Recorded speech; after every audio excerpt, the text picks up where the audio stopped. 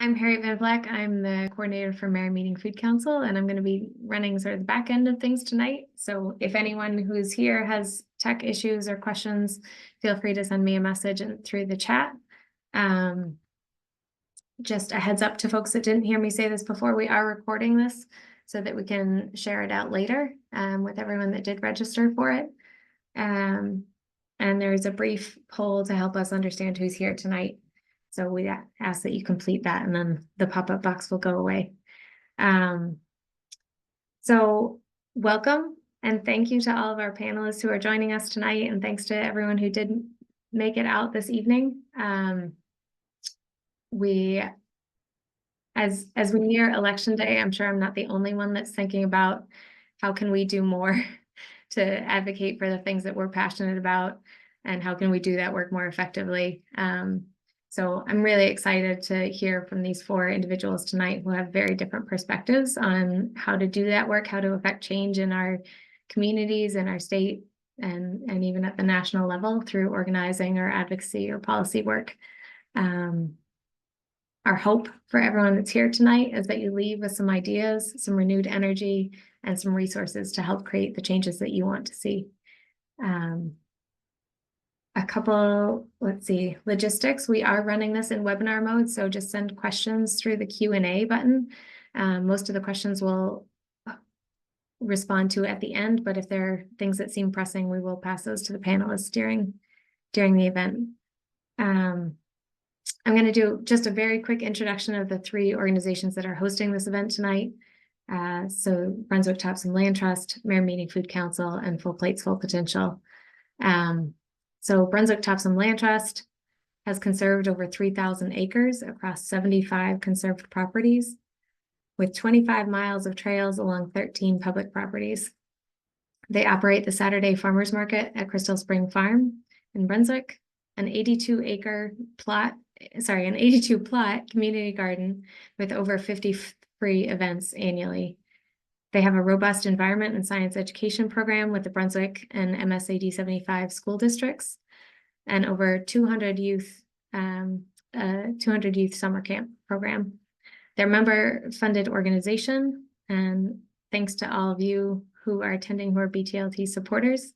For more information, you can go to the BTLT website, which I will pop in the chat in just a minute. Merrymeeting Food Council is a collaborative network of organizations and individuals that serve sort of the greater Bath Brunswick region of Maine. And MFC was started as a program of Brunswick-Topsham Land Trust and Kennebec Estuary Land Trust in 2015.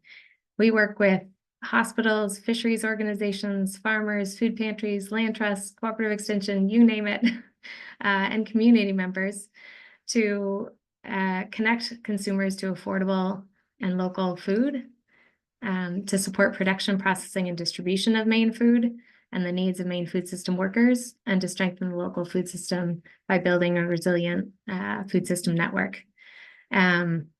We do this through events like this, through convening partner organizations, through hearing from stakeholders, and trying to develop collaborative programs. And I'll put a link to our website as well in the chat so you can learn more about the different things that we do. And I will pass it to Justin to introduce himself and Full Plates, Full Potential, and then we'll get into meeting the panelists. Thank you.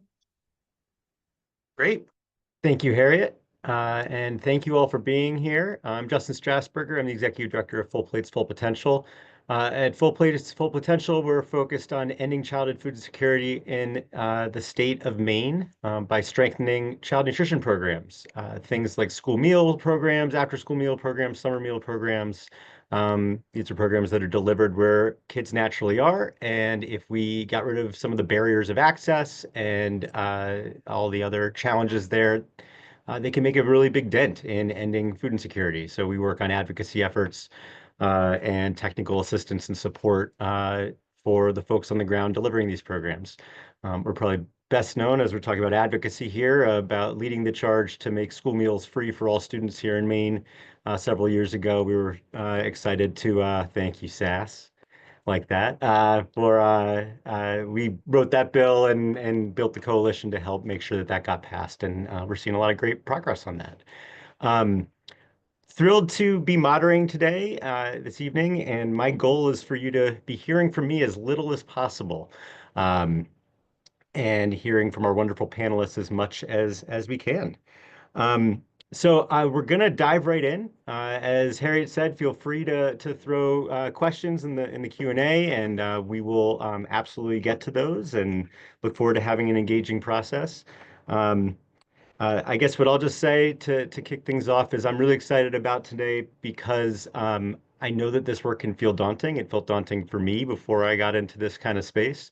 But what I've come to realize is that the only change worth making is change that has started at the community level. And I think that that's what tonight's all about, is learning about how individual voices actually do matter, actually quite a bit more than you might think. And in particular, the value of when you put those voices together and build community and coalitions. And so really excited to get into some of that tonight.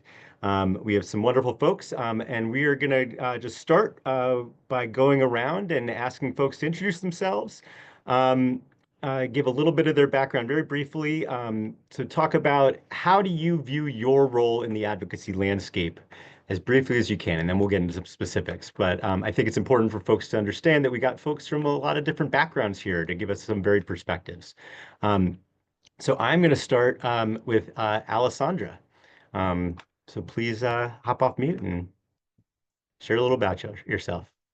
Hi, I'm Alessandra. I'm currently a senior in high school, and my role is not as significant as some other people here, but I am a youth council member for Full Plates Full Potential, and pretty much my job in that role is to go to meetings, learn about different ways that food security can be promoted in communities, and then try and spread that into my school and my community. And I also work for Mayan for like 6 months out of the year, Manufacturing Network, and I help run a conference. Oh, and my pronouns are she, they. Thank you, Alessandra. We're going to keep moving, but I'm going to come back to get you thinking about a question of why you think your role is not as significant as some of the other folks. Because I'd push back on that, but we'll come back to that. But why don't we go to Sass? Hello, my name is Sass Borodkin. I use they, them pronouns. I am in this work in a number of different ways. Professionally, I'm somebody that helps to run the organization Resources for Organizing and Social Change, which is the organization that helped to organize poor and working class folks to offer feedback on the state's plan to end hunger in Maine. The work that I do with ROSC isn't really issue oriented. We're an organization that like supports issue oriented organizers and activists rather than actually holding like issues ourselves. And in the world of advocacy, I think specifically, probably one of my biggest roles has been helping to push power holding entities to create like more abundant and safer spaces for directly impacted people to engage in work that's affecting them, and relentlessly encouraging folks who are engaging directly impacted people to pay them for their expertise, because when they're making like a lift through emotional labor, that is worth every bit as much as something you might see as coming from like a more professional background. And then just one other thing I'll say about being in specifically like food insecurity work is that I come to this having been chronically homeless for the better part of a decade when I was younger, and being resource deprived for most of my life. I was only about 100 pounds until I was like 28 years old. And so this work really means something to me on a personal level, as well as through the work that I do through social change stuff. You, Sass. Always a pleasure to have you join us. Why don't we go over to Marge? Hi, I'm Marge Kilkelly. I live in Dresden. I use she, her pronouns. And when it was talking about advocacy and I looked at the question, I think I was born an advocate. It just has always been part of what I do.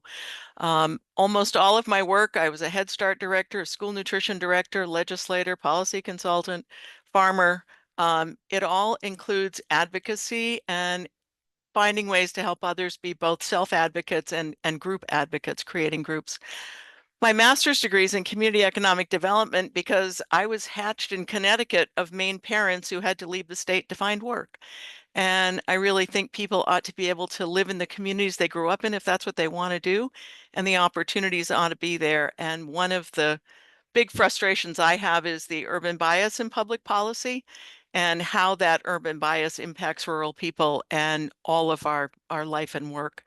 I spent 16 years in the legislature, then 10 years working with legislators through the Council of State Governments, primarily in the Northeast, but also nationwide, working on ag and rural issues, including a conference in Hartford with Mark Winnie, learning about food policy councils back in the early 2000s, so quite a while ago. I spent 6 years as senior policy advisor to Senator King in DC, and now I'm back home on the farm. We raise cashmere goats, primarily cashmere goats for fiber and meat. I'm still doing lobbying and policy consulting. I chair the Maine Board of Ag. And with Mary Kate Rennie, we are working to introduce people to Maine foods and cooking and the critical impact of Maine's ag and fisheries industries in our state with our YouTube channel called Nourishing Maine. Kidding about lots of hats there, Marge. Wow. Lots of hats. Well, great to have your varied perspectives with us tonight. And Scott, last but not least. Thanks, Justin. Know And you. thanks for the invitation for being to be here tonight. What an impressive group. I second your thought here, Alessandra. I don't remember what I was doing at 17, but it was not nearly that. So it's a good on you. Preferred pronouns he, him. My name is Scott LaFlamme. I serve as Yarmouth's town manager. I've been in that role for the last 6 months, and then before then, I'm a recovering economic and community development director. So, Marge, we should talk. I've worked in a variety of different communities. I've been here with the town of Yarmouth for the last 7 years, and I feel really blessed to be in a community where volunteerism and sort of local advocacy is a tenant, a community tenant. And so, in my role, I primarily implement policy that's made at the town council level, but there is, I mean, Yarmouth's a small town, is a lot of coalition building and sort of coaching along ideas to get through the policy process. So thrilled to be here and excited for the questions. Great. Well, thank you all for that. Alessandra, I don't want to put you on the spot, but I did share I'd come back to you. So you interested in sharing a little bit about why you think that you might have mentioned that or caveated your. I just have less experience than a lot of the people here, and I kind of work in my small little corner of my school, and I don't know. I don't think the work I do is less important. I just think that I have a little bit less experience, and I'm here to talk and learn. We all are. That. Yes. I just want to say less experience is not always a bad thing. It means that you're willing to try new things, which is brilliant and energizing. Well, I appreciate you you diving into that, Alessandra, and sorry for putting you on the spot there. I'd love to ask you, Marge. You've had such a varied career, and you sort of walked us through a bunch of it. But how did you get your start in this? You said you were born an advocate, but you know what has driven you to sort of be in this role and throughout your life and sort of be fighting for different things? You know, sometimes I joke I have a fairness gene. When I see something that doesn't seem fair, it's almost like I have no control over it. I just have to do something about it.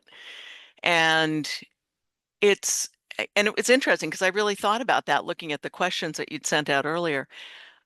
I just really get a lot of satisfaction of being a voice, often for people who don't have a voice, or helping other people find their voice.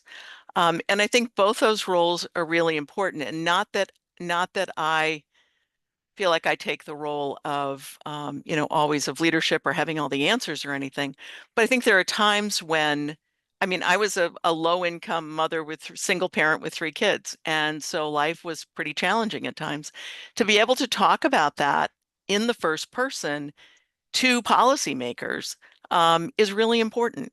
And, my experience is different from many others, but I think it's just a really one of those pieces. And I've always just felt driven to do that kind of work. So, when I was a food service director, this was 30 years ago.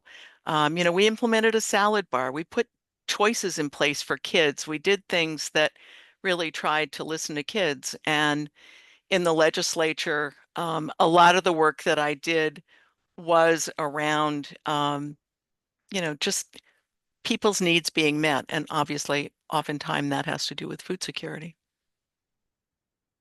Thank you. Sass, you mentioned that you talked a little bit about your own experience and sort of, some of this lived experience. So I think it doesn't take much of a leap to understand what brings you to the work. But as someone with the lived experience, did you find the pathway into advocacy? What was that pathway like for you? I imagine it might look different than from some other folks potentially. Yeah, actually, it's funny. I have like 2 different answers for this question, because the first time I ever did anything that I would describe as like community organizing, and that's really like, I know we're here to talk a lot about advocacy, but I think I identify more as like a community organizer. I wouldn't have called it organizing. I wouldn't have known what to call it, because I came from pretty deep poverty for like white American standards. And so I like really did not have a lot of community connection to people that did social change stuff. But my parents are old hippies, and I always thought it was cool. And I was like, I wanted to be like Abby Hoffman, but less problematic when I grew up, but I didn't know how. And like I said, I was homeless from the time I was 16 until I was 23 years old. And the first time I ever got like a taste of what kind of power I actually held just like as a person was I was staying in a homeless shelter that was like a pretty treacherous experience, in terms of like you would go there and you'd have to like sign in at like 3:30 in the afternoon and then be in for the night, and then they would kick you out the next day, and you'd have to bring all of your belongings with you, and you'd have to sign up for your bed, and if you didn't get there early enough, you didn't have a bed. And there was this one staff person who just treated us like dirt, just like talked to us like we were, and this was such a shell shock for me. Like my family is even though we didn't have a lot, we were like, my mom really tried to teach us to be as altruistic as we could be. And I was around a lot of other poor folks. So like, I wasn't as exposed, I think, to like the fact that there was as much judgment as there was on people who are resource deprived. So this woman being like this, I was like, I'm like at the lowest point of my life, and you're talking to me like I'm dirt on your shoe, man, and doing it to everybody else. And she was just like really abusive, and I ended up like going around to the people in the shelter and like signed a petition. This woman needs to have her shift changed. We didn't want to get her fired.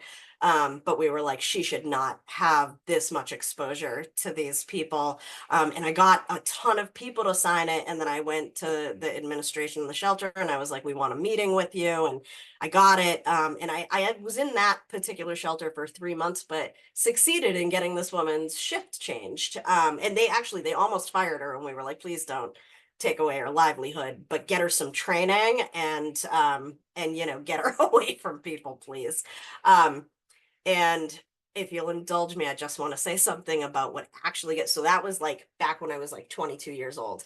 I then didn't have access. Like I didn't even know what to call that. And then there was a slow sort of hill into getting housing and all this business. And eventually, years and years later, I moved to Maine. And I was doing some work. I don't know, there's probably people on this call who are familiar with the group Veggies for All, which is a really rad group that just like grows produce gives it to food banks, which was like novel to me. I come from Massachusetts, where all the food was just like expired canned stuff. Anyway, through that, I met somebody that was doing a lot of activism around like climate change, and I was invited into direct action. There were trains that were going through Maine that were carrying fracked oil from North Dakota in these like train cars that weren't actually equipped to carry that type of like light liquid.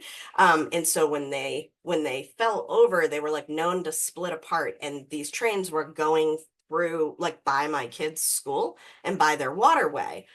And I was asked if I wanted to help organize and take part in a direct action that would block one of these oil trains. And I just want to highlight this thing because it pulled me in, and my life has never been the same. I ended up saying, okay, I would do this. And it was this big theatrical production where we ended up having like 40 people. We had somebody that like built a structure that was to OSHA standards that like blocked the railroad. We told the railroad station, you know, don't send your train. There are people on the train tracks here to block the train, but we had this diversion down at the bottom of the hill with like 40 people dressed in hazmat suits. They stopped the intersection and rolled out this big black tarp, and we're like faking like they were like cleaning up an oil spill. And we had all these leaflets that we had other people going around the periphery giving people these educational leaflets about what was going through their neighborhoods. And in the end, a bunch of the people that like lived in the area ended up like parking and coming and joining us. And we held that for hours. And I ended up getting arrested with 5 other people. And I didn't know that I was going to. I was asked if I would. And I was like, oh, dude, I don't have the money to bail out for that. And so somebody who had some like class consciousness was like, I can engage in some class solidarity and pay for your bail if you're willing to do this. And when I was like filling out the paperwork for it, they were like, what would you want when you come out? And I was like, chocolate bars and ice cream. Just being silly. And when I came out of jail that night, there was a huge crowd and they were cheering, and they had a half gallon of ice cream for me and chocolate bars. And in the end, I'm so sorry this is so long, but it's just like such an exciting thing that changed my life. We ended up making it like a sustained campaign. It wasn't a one-off thing. We like did that, and then actually tragically, about a week and a half later, one of those same trains ended up derailing in Lac-Mégantic, Canada. It derailed and it went into the heart of the town and it exploded. And it ended up killing about 47 people in an instant. At the time that I had opted to do this, I just thought that I was protecting a waterway, which is like not just, but I didn't know it was like human life. Anyway, we ended up doing like a sustained campaign where we were picketing outside of the railroad company and the company that owned the train cars and everything. And it was, you know, sort of a slow walk, but we ended up succeeding in getting them to stop having those trains go through.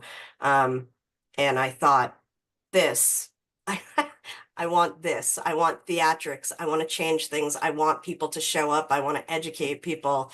And at that time, I was in school as a non-traditional student and thought I was going to be a college professor. And instead, now I'm working for an organization that's doing activism and stuff. I'm sorry. I don't know how long I just took to tell all that. I hope it was as entertaining as it feels in my heart. The end. I was entertained. I thought that was a wonderful story, and gets at some of the other questions we were going to ask anyway. So this is great. Scott, I love to understand sort of you described yourself, I believe, as a recovering is it an economist or so I talk to me a little bit about sort of your pathway into government and sort of that side of the equation. Well, Sass, I loved your story, so thanks. That was fascinating. Everybody's perspective is great. So I, like Marge, a bit of a lifer when it comes to local government. I grew up in rural Maine and sort of the northern central part. I grew up in just outside of Bangor, and I grew up in a household where my grandfather was the first selectman, and so it's a 1,200 population. I think I was at town meeting at my 6 months. So it was always been really well ingrained in that really small rural setting where you just kind of you did things for each other, not because it was like not because it was mandatory, but it was just the right thing to do. And so the idea of sort of community building and being a part of a community, a legit community, and then just sort of looking out for each other and developing out policy and change on a local level was just fascinating to me. And so as I grew up, I realized I served on the Old Town City Council when I was an undergraduate and got sort of a different taste for more the policy development side, and loved that, and realized that I could get paid to continue to build community. So I went to school. I got my undergrad and my master's at the University of Orono in public administration, and started my career as a town manager in Turner, which is just outside of Auburn. And again, doing a lot of the same, small town community building. Even though folks don't always, there's not 100% consensus when it comes to these types of budgets and policy and things like that. The process has always fascinated me, and the getting to the end decision is always fascinating. So anyways, as I got in and started working in Turner, found out it probably wasn't a great fit for me. And so I was really fascinated with project development, and bringing something from an idea all the way to implementation. And so I had started that work and found that I really liked it, because again, at the end of the day, municipal government is the thing that I get sort of energized on all the time. Is it's the most direct form of democracy that we've got. I mean, you've got a chance and you've got a vote, and it's what you do with it, right? That impacts the future of the community that you live in, or and certainly as you go out through the different levels of government. But found that this is really a people business, and building a coalition of like-minded folks, right, and trying to find solutions to sometimes challenging situations was just a huge stimulant for me, and it just was something that kept me going. And again, seeing projects to fruition was always fascinating. So I've worked in the Mid-Coast area, so I worked for the city of Bath for 5 years, and then transitioned to Yarmouth, and it's been a bit of a different flavor. But again, there's this real sort of sense of community that is again, it's baked in volunteerism, and it's baked in participation. And again, it's really the policies, ordinance changes, things like that. Priorities are all based on good, open, and equitable process, and we're really proud of that work. So again, this is something that I've always been interested in. Figured out, hey, there's a career here, and I've been really milking it for all I can ever since. So it's there are not a lot of folks who are this passionate about local government. They don't make many of them, but it's something that I've really grown to love. So Thank you, Scott. Alessandra, I know Scott mentioned this. I do remember what I was doing in high school, and it was definitely not what you were doing. And so I'd love to understand, you're part of the Maine Youth Action Network. I know you're part of the Maine Food Security, the Maine Food Council through Full Plates. What is motivating you as a young person to spend your time in these kind of spaces? Why is that important to you? Well, I feel like it kind of starts. I don't know if anybody knows Harpswell Coastal Academy, but if you're from like the Harpswell area or nearby, you've probably heard of them. They are a small school that not a lot of people know this. They started out as a fishing school for the local fishing like community, because a lot of the people that were growing up in that community did not end up finishing regular high school because it just wasn't in their viewpoint, and like they wanted to stay in that fishing community, and it just wasn't, the regular high schools did not serve that purpose. So it was opened up to like rise up the graduation rate in that area. And it ended up transitioning into this kind of high school for people that don't fit in a regular high school environment. In 8th grade, I transitioned there. I used to live in Florida because I was in a hard time in my life, and it just felt easier to go there instead of a regular like middle school, high school environment. And that high school kind of started my journey because my 8th grade math teacher, Bertie D'Agostino, she ended up leaving that high school, middle school. It was kind of like a hybrid school. And she moved to St. Mary's Nutrition Center. And St. Mary's ended up doing this program for like youth to work in the garden, learn about it, and also like help out with the pantry. And she recommended me for that. So it was kind of a combination of the people I went to high school with and the needs that they like required that they couldn't find in a regular environment, and how that influenced me. And also that first job at St. Mary's that kind of exposed me to like the food insecurity area, especially in like Auburn, Lewiston. So, and once you kind of get into like one job in advocacy and like nonprofits, you get emails from your old employers, and then you kind of just keep getting offers, and like you learn about new stuff. And if you really get into it, it's kind of hard to say no. So that's kind of how I got here. I'll let you all go once you get excited about it. That's great. Alessandra, I'd like to stick with you. And what Maine is known for being one of the oldest states in the country, if not the oldest state in the country. And as a result, our population trends that way. Our legislature would trend that way as well, although it's beginning to get younger, which is wonderful. What do you feel as a young person that perhaps some of the folks in power, the older folks, the adults, maybe don't understand about your perspective? And I'm not asking you to speak for all the youth in Maine, of course, but from the conversations you're having and just your perspective, are there pieces that feel perhaps more unique to your perspective, or that perhaps as a youth you feel like you care more about than others might?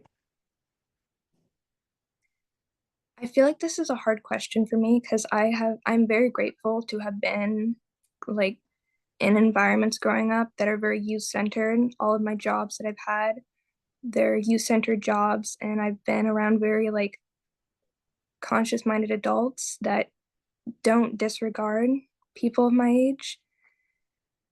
And I can't really think of anything, honestly, which I'm very grateful to not be able to think of anything, honestly. Justin, can I jump in with a quick story? Please do. Please do. Because I think, yeah, that's a really important voice right now, right? So in Yarmouth, we're pretty proud of this. 2 years ago, the Yarmouth Town Council was approached by a small group of high school students from Yarmouth High School who participated in the Green Voices Society. It's sort of a club at the high school level that was working on climate action items. And they came so well prepared and so eloquently shared their concerns for the future of their community, right, and of the planet, frankly. And so with that, had a sort of a call to action to the town council to institute a climate emergency declaration. And with that came a few other sort of requests of climate action planning and a few other things. And so we really leveraged that enthusiasm and developed out a committee. There was a committee that was already formed, but really brought them in and sort of helped to better define their ask and the process in which to get there, and get to the point where the council sort of endorsed and adopted the climate emergency declaration. We set up a climate action task force that was tasked with creating a climate action plan, of which we had several high school students participate, and middle school students for that matter, participate on that process. And again, over an 18-month period, developed out this really comprehensive, phenomenal climate action plan that was adopted this past May. And the sort of the success and just the voice that we heard from Yarmouth's youth made it so that we need more of that, right? The council acknowledged that it's a vital piece of our community conversation, and we want to make sure that that all voices are heard. And so we've amended our ordinances that relate to volunteer boards and committees to include 2 additional seats for each board and committee for high school and middle school students. And so it's a way for us to better incorporate younger Yarmouth residents in the public process. But it also we've coordinated so that it works towards their volunteer hour requirements at school. So we're trying to sort of better integrate the school department in the works that we're doing here on a local level. So again, I think it's something that's worth celebrating and just really leveraging the passion and the just thoughtful consideration of young folks and making some real positive change. So anyways, we're proud of that. Can I jump back in real quick? Please. I've actually thought of something. I was trying to think outside of my perspective, and I was thinking that if I hadn't have made that first connection at St. Mary's, then I wouldn't be where I am right now.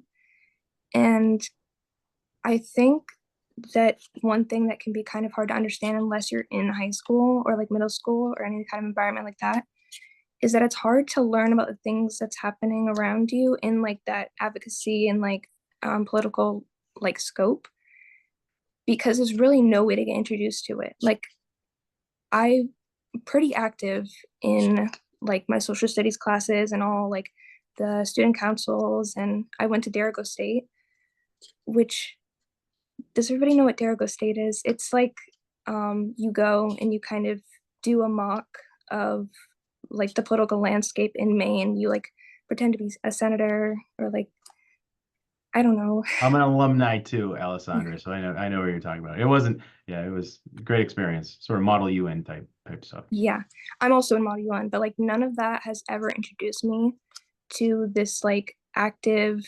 nonprofit, these programs that I'm in. And that's just something that I'm thinking of, that like a lot of youth don't know how to get into this and how to find access to these type of things. Well, I'll ask Alessandra and then Sass. I'd love the same question for you, but Alessandra, do you have recommendations or thoughts for folks in positions of power who are interested in being more intentional about this and ensuring that the voices of impacted communities and the folks who are the ones that are engaged in this are able to have their voices heard and uplifted?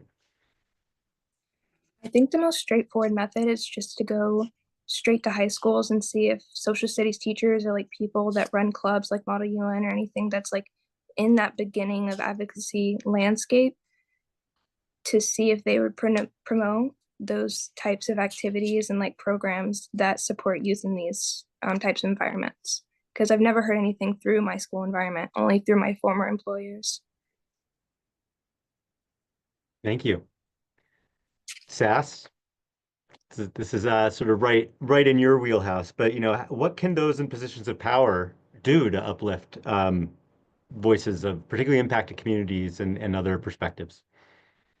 I have a lot to say about this. I'll try to have a little I know more you do. brevity this time around. Let me see. And I know you had kind of asked this. I have a very large document. I am a long-winded human.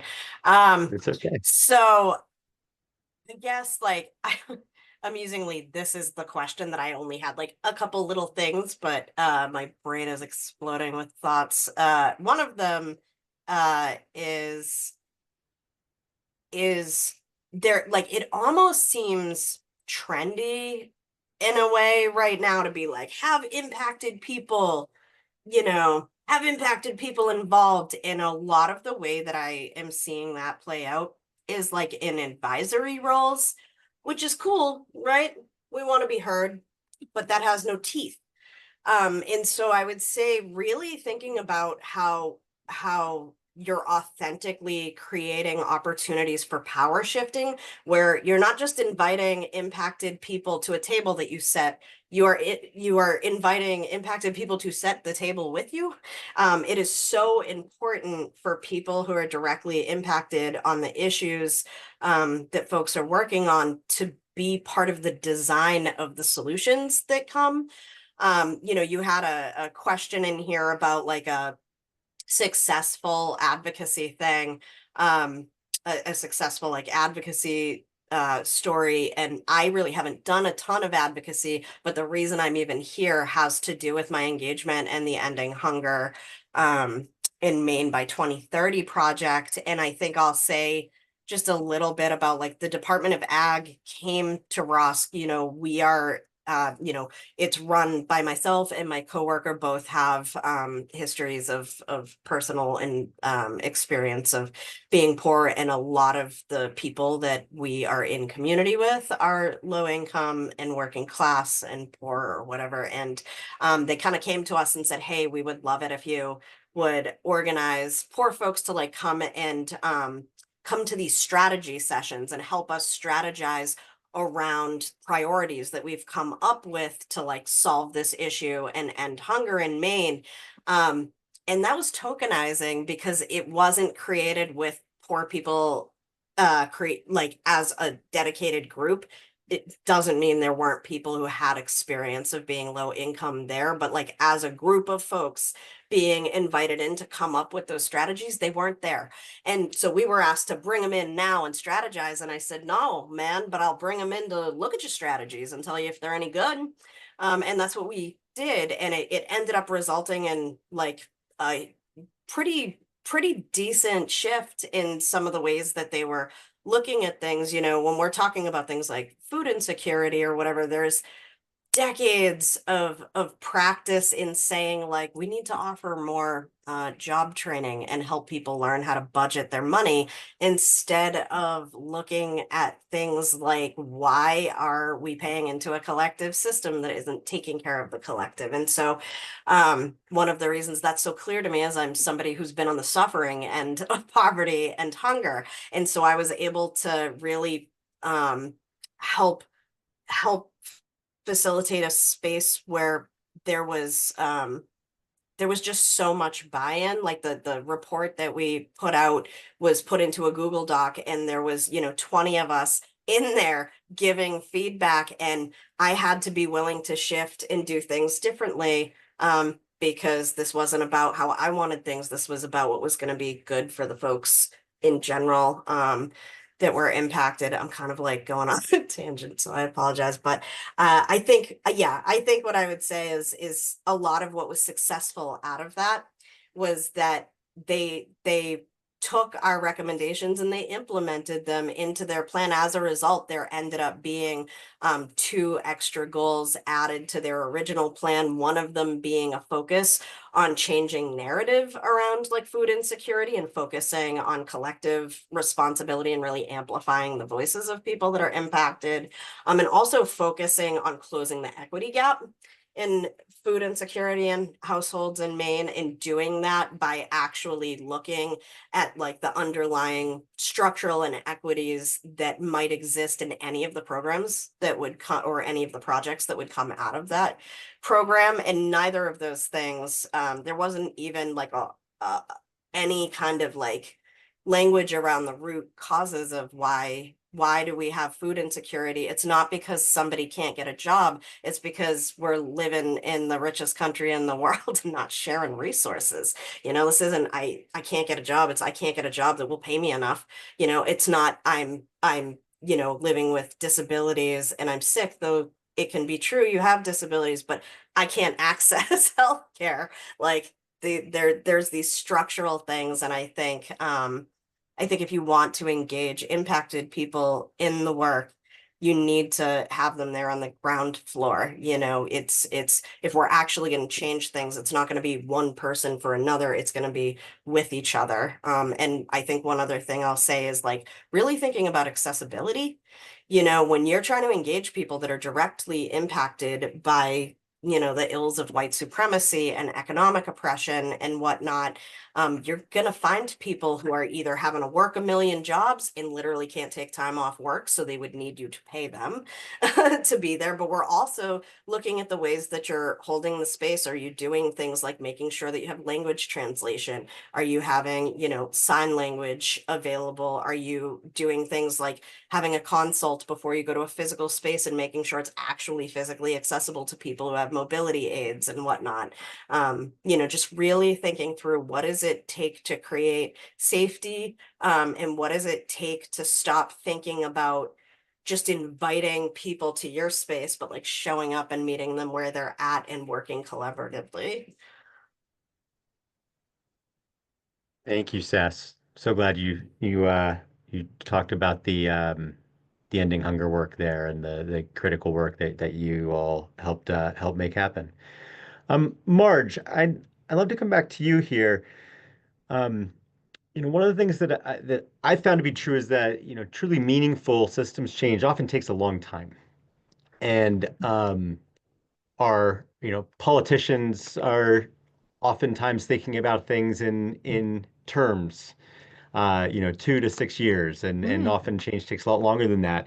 I'd love to understand, thinking about your time as a legislator, but also your time working with Senator King.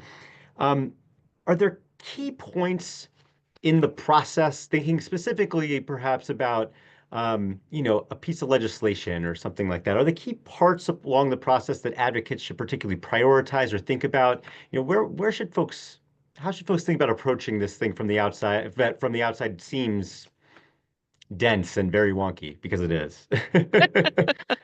Because it is, and everything is. No matter what it is you do for work, it's wonky to people looking at it from the outside. So the legislative process is exactly that. We don't have time for my whole thing tonight, but years ago I developed a talk for a group of Farm Bureau young farmers, and I started it by saying, have you ever walked for the first time into a field in August and expected to harvest a good crop? And of course, they all looked at me like, oh God, she doesn't know anything, does she? And I said, then why do you call legislators and congressional staff at the end of the session and think you're going to harvest good legislation? You're not. The processes are actually just the same. It's about building relationships, it's about learning, it's about understanding. And really, in the same way that as a farmer, you're going to plant a seed, as somebody who's interested in a policy, you've got to plant that seed as well. At the legislative level, one of the things that I think isn't completely understood is when somebody gets elected to the legislature, they will, over the course of 2 years, be faced with 3,000 pieces of legislation. So if I'm a teacher and I get elected to the legislature, to expect that I understand all the aspects of agriculture or forestry or healthcare or transportation or any of those other things, it's not possible. So I think one of the things that's the most important to appreciate is that democracy is not a spectator sport. You can't just say, oh, I voted, that's it, I'm done, it's over. The person got in that I wanted, so everything's going to be fine. It's not. It's about making sure that you create a relationship with the folks that represent you and the folks that are interested in the issues that you're interested in. So, it may be that initially you reach out to your own House and Senate member, thinking legislatively for a few minutes. I was also a selectman, Scott, so it may be something that's happening at the local level. But reaching out to that person and sharing with them what it is you do and why you do it and why it's important that you do it. And then as the process moves on, Justin, your point about where do you get involved, I think there are some really simple parts of that that are important. An email or a form letter that says to an elected person, vote no on X or vote yes on X, is not terribly helpful. And it is particularly less helpful at the end of the process. So what's important to do is to do your research. don't just read a note from an advocacy group or post on social media and decide, I'm going to jump into this and you've done this and this is the stupidest thing ever and blah, blah, blah, blah, blah. Look it up.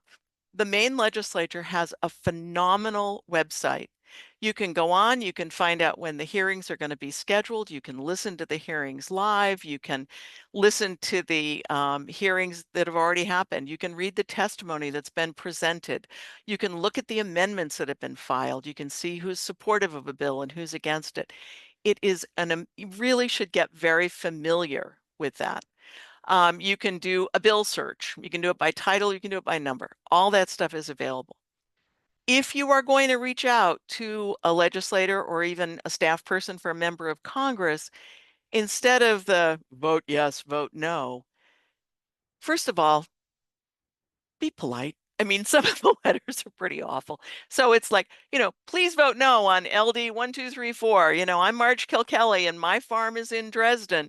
And if this bill were to pass, it would be really difficult for us to be able to continue to do the things that we're doing and explain why. And then after you've looked at it, you might also say, I appreciate the concerns that brought this forward, and maybe if you did this, it would address the issue, but not impact me in a negative way. Telling people why you're opposed to something or why you support something, giving them something to hang on to, and then providing an opportunity for a solution is incredibly helpful, whether you're a member of the legislature or you're staffing a senator or a House member. Because I can tell you that if you get that vote no at the end of the process, and I've already been working with 15 or 20 people who want me to vote yes, it's going to be pretty hard for me to vote no. And if I don't know why you want me to vote no, it's going to be even harder for me to consider it. So that explanatory information is critically important. End that communication with, let me know if I can provide some additional information. And if you've had the opportunity to, and again, thinking about a business or a farm or whatever, if you've had the opportunity to invite that member or staff person to your place, one of the things you might be able to do is to say, remember when you were here and you saw, our goats out on the pasture and blah, blah, blah, blah, blah, whatever it was. Being able to make that link. Because what the member or the staff person can then do is go to their colleagues and have a conversation with them about, this is why I'm voting no on this. This is why I'm voting yes on this. And it's just critically important. And compromise is not a bad thing. When you've got people on one side who want to do something and people on the other side that want to do something or do nothing, whatever it is, in order to get anywhere, it's a numbers game in a legislative process. If you don't have the votes, it's not happening. If you can't find a way to satisfy a number of concerns in that process, you're not going to have the votes and it's not going to happen. It's as simple as that. And while we may want to make enormous changes and make them quickly, the legislative process by design does not move quickly. And most of the time, you ought to be really grateful that it doesn't move quickly.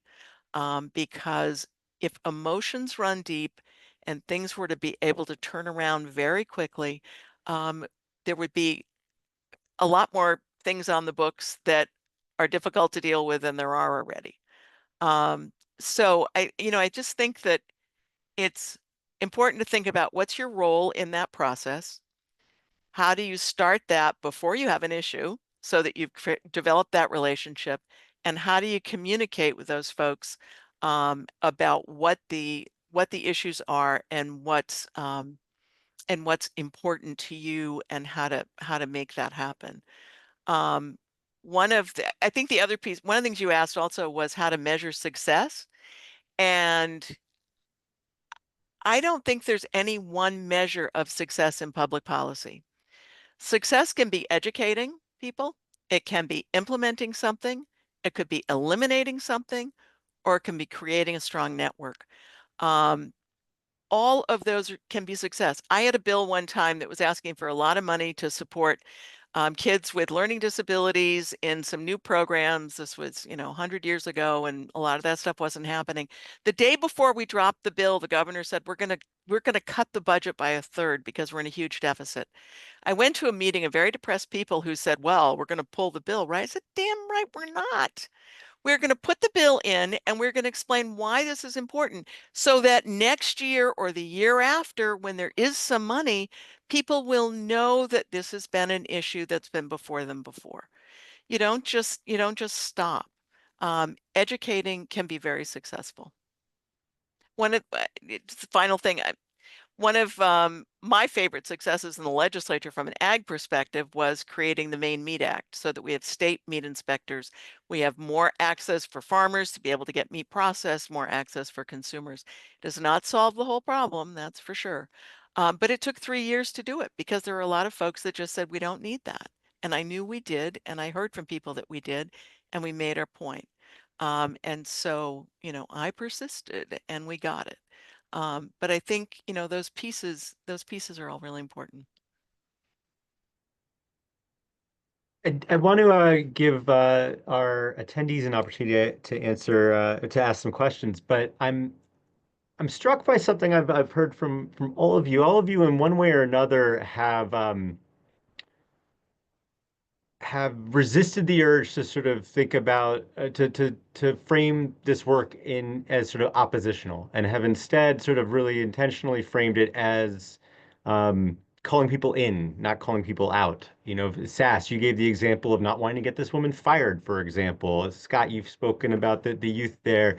Sandra, I asked you a question that sort of teed you up to say sort of old people don't know what young people are talking about, and you said no, that's not sort of how that approach is. So I guess what I'm struck by that, particularly in contrast to sort of the broader political landscape in this country, that is one that feels fiercely partisan, feels at times I'd say hopeless about sort of being able to reach across any lines of difference and get things done. And yet what I'm hearing from y'all is that that feels like the only way to get things done. And so I guess to find my way to a question here, how do you balance those two things? The sort of the very intense political environment we live in today, um, while still, knowing that what we have to get to is sort of some form of unity. What keeps you motivated on that? What brings you hope and joy in that? I can kick things off, Justin, if it's okay with you. Because, I mentioned that, municipal government is sort of the most direct form of democracy. It's also the most direct form of government, right? So folks who are frustrated or, the partisan sort of gridlock and real emotional feelings out for things that are happening at the state and federal level of the government generally come to us, or in some in some way, because we're the most accessible form of government, so, or level of government. So like for us, with any policy decision, I kind of know that 50% of the population is going to love it, 50% is going to probably not like it. But what we strive to do is have a process that is complete, that's equitable, and that at the end of the day, decisions are being made on data, and decisions are being made on, again, that good process. And so, you're never going to there's never going to be 100% consensus. But if we're thoughtful in the way that we make decisions, and we're thoughtful about the way that we implement those policies, then we can feel good that we've done all that we can, knowing that there's going to be sometimes heavy emotions and sometimes sort of outside chatter and noise that will influence feelings. So again, that is something that we struggle with. And we're fortunate here in Yarmouth that, folks are generally pretty respectful of each other. They may not have the same views or the same hopes, but we try to do it in a way that is, civil, right? And is focused on results, and again, going back to this, but like good process and making sure that, we are able to adjust to folks sort of deficiencies in the process, and then try to do better so we can get a better result. So it's a good question, and it's a tough one to tackle, but all you can do is be open and try your best.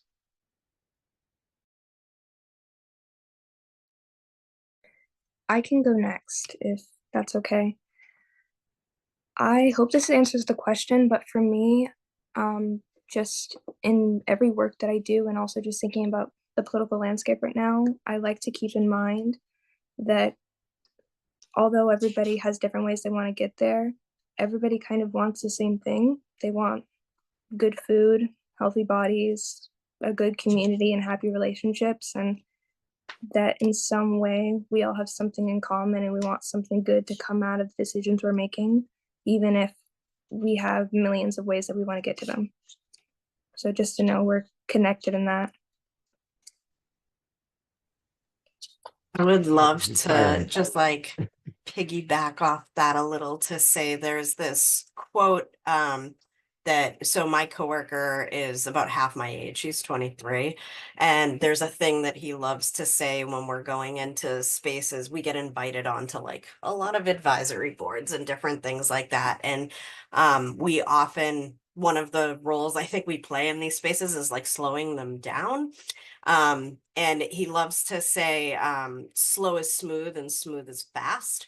And I think just like hearing what you're talking about in terms of like assuming like the best intentions, like as a community organizer, I feel like it's really important to be carving out space and time for people to build trust with each other. A lot of times, you know, urgency is just centered to the detriment of relationship building, and as a result, people don't build the kind of trust that you need to be able to disagree with each other in ways that do assume good intentions.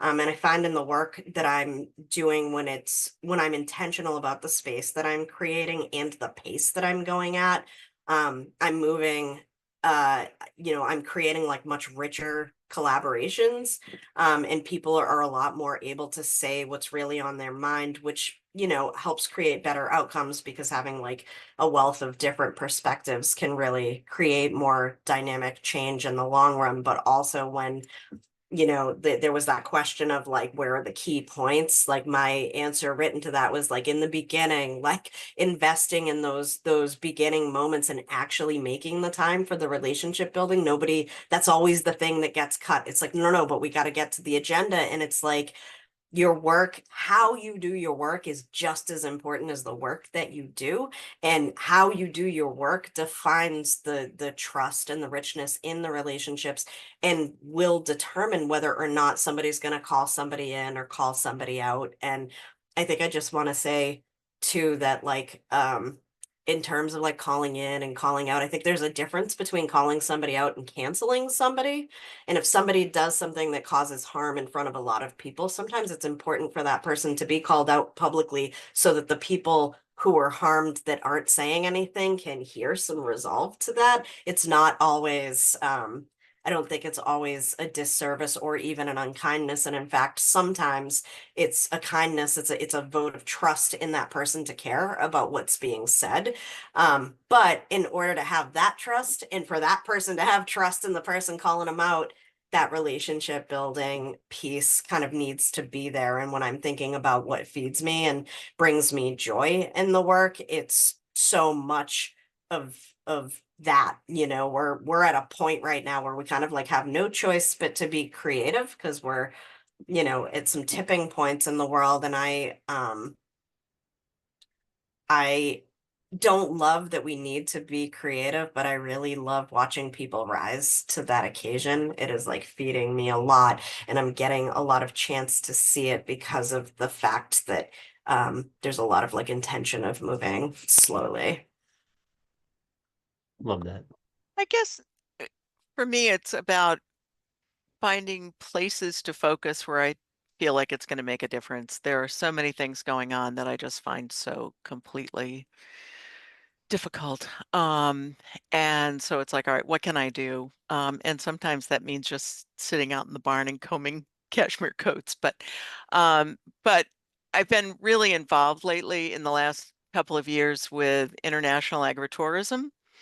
And one of the things that is a real concern to me is educating consumers about local food, the challenges, the cost, why people use practices that they do. And I think one of the challenges for those of us in agriculture is to remember that we're less than 2% of the population, and about 95% of the rest of the population really doesn't have any idea why we do what we do or how we do it or why it should cost money, and they have ideas. And so I think agritourism is an interesting way to create education opportunities with consumers. And I submitted testimony. This is Farm Bill season, so I submitted testimony for the Farm Bill suggesting that there be a special title created for agritourism. Not only is it a revenue stream for farms, and that's really important, but beyond that, it really is a very significant education piece when you can bring people onto working farms, help them understand what's going on and why it's happening and what foods are available locally. We sort of think that people understand that, but in this country, most people are about 5 generations away from raising their own food. They don't even have oral histories anymore. So there really isn't an understanding of how that happens. And so that's, I just try to find places where I think that work can be done that will move us forward. Well, thank you. I'd love to. I love listening to all of you all tonight. I'd love to see if folks have some questions out in our audience. I have one right here, but then we'll see if others are frantically starting to type. Marge, you made a comment during the intro about urban bias in policymaking, and can you elaborate on which main systems show an urban bias from your perspective? Sure. This is something I've dealt with for a long, long time, and actually most of it's federal. When I was a Head Start director, we had to submit a full grant every 3 years, and I remember getting dinged on our grant because we spent too much money on transportation. And I was covering Lincoln, Saginaw, and part of Cumberland County. My response was, if I need to drive 5 miles down a dirt road to pick up a little kid who's living with his grandmother, and that's going to cost money, I'm going to do that before I'm going to go into a town and pick up 5 kids who all live in the same building and have a chance to play with each other. Because that kid at the end of 5 miles needs those services more than the kids in a town. And so, the bias was that, well, why aren't you using public transportation? We don't have any. Just not understanding that the cost of providing services in sparsely populated areas with limited resources is very different. In terms of economic development, there are a lot of federal programs that'll look at, well, let's just put a factory on, we're going to give you a grant to do a factory on the cheapest land. That's often farmland. And so what is cheap? How do you define what's valuable and what isn't?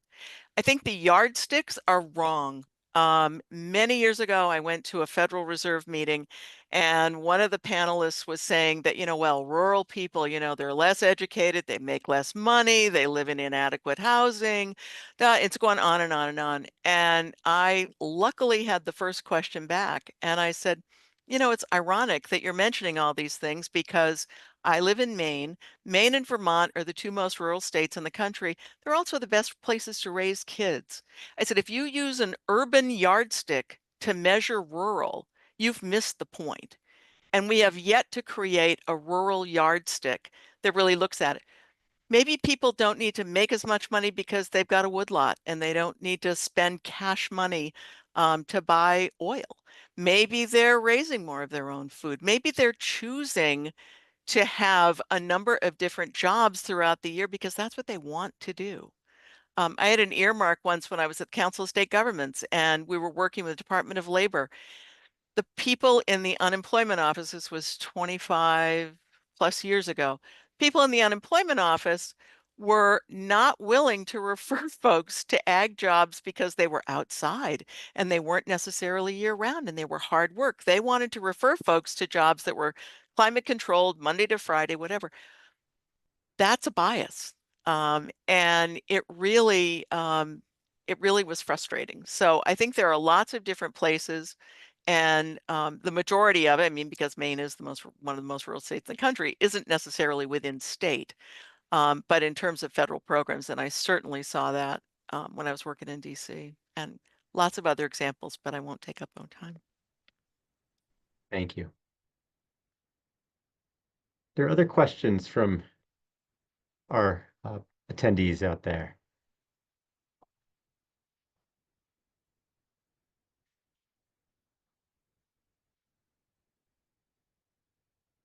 Well, while folks are perhaps thinking of some, I'd love to know any advice that folks might have of where people on the call can go if they are interested in learning more skills for grassroots organizing or advocacy or getting involved. What resources are available out there? Well, I have one that's sort of different, probably. I'm on the board of the Maine Council of Churches, and Maine Council of Churches, we have 7 denominations, but also 11 secular justice groups that we work with. And we, in January, February, generally do an advocacy training, but also on our website, there's a public policy tab, and you can look at that with information on writing a letter to the editor or writing testimony and follow some of the things that we're involved in. So while it's Maine Council of Churches, it's not necessarily just churchy.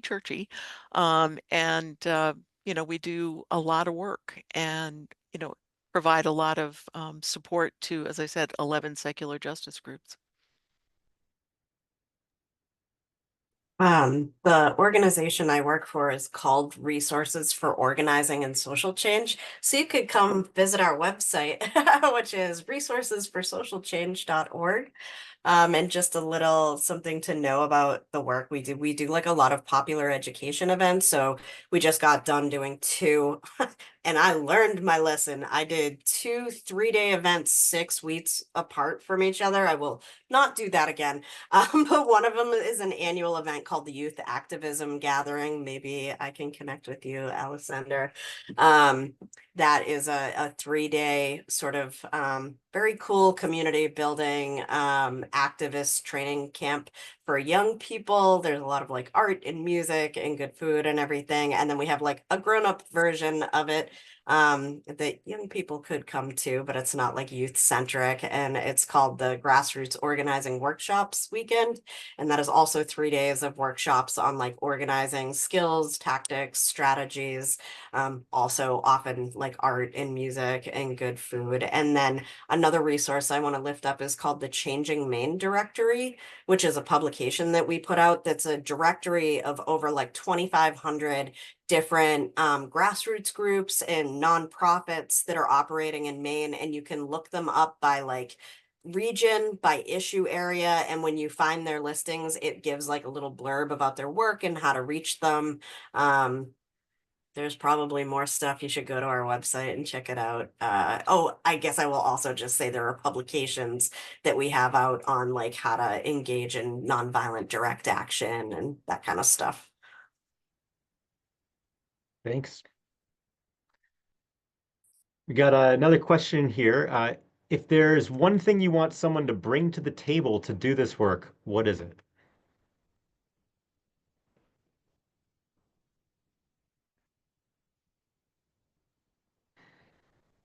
I think it's willingness to listen. That in the, again, from a politician perspective, and I proudly call myself a politician, for people to listen, because, and there's a lot of back and forth in that, to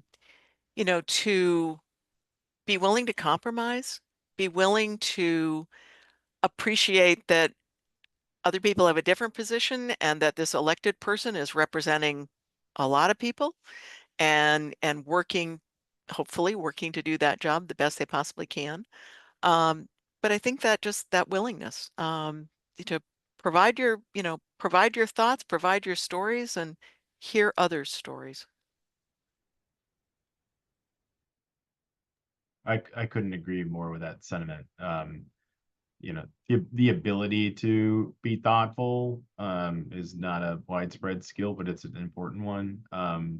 Of just, knowing that there are alternative viewpoints and that sometimes the process takes a bit longer in order to sort of try to build that consensus. So yeah, just be thoughtful and to be open to hearing different perspectives but I think more than anything, just like don't be afraid to ask the question. I mean, going back to the earlier question that you asked, Justin, it's like I mean, I'll just keep doing this because, you know, I'm a local government nerd, but like, come to town hall, go to city hall. It's not I mean, we're just people, right? And the doors are generally open. So if you've got a question or if you have a concern or something within your own community, or certainly this can probably be used as as sort of a reference for other things that you might be interested in, but like, just ask the question, because you're not going to really make any change without, you know, taking that step. So yeah, I think that I'm meandering now, but